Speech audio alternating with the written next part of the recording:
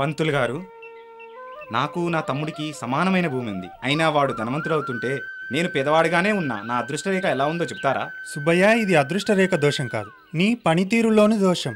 నీ తమ్ముడు కోతను అనుసరించి వ్యవసాయం చేస్తాడు, మైక్రో ఇరిగేషన్ పద్ధతిలో నీళ్లు పడతాడు, అలాగే వర్షపు నీటిని పట్టి ఉంచుతాడు. ఈ నీళ్లు అతనికి వర్షాకాలం తర్వాత కూడా ఉపయోగపడతాయి. నువ్వు ఎక్కువగా నీళ్లు ఖర్చయ్యే వ్యవసాయం చేస్తావు. నీకు తెలుసా, పొలంలో నీళ్లు నింపడం వల్ల భూమి పాడవడమే కాకుండా కోత కూడా తగ్గుతుంది. అర్థమైంది పంతులు గారు. ఇప్పుడు నేను కోతను అనుసరించి వ్యవసాయం చేస్తాను. అలాగే నీళ్లు పట్టడానికి మైక్రో ఇరిగేషన్ పద్ధతినే పాటిస్తాను. వాన నీటిలో ఒక్క చుక్క కూడా వృధా పోనివ్వను. ఇప్పుడు నిన్ను అదృష్టం వరించడానికి ఎంతో కాలం పట్టదు.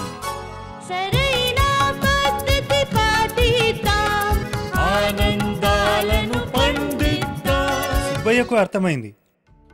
మరి మీరు మీ అదృష్టాన్ని ఎప్పుడు వరిస్తారు?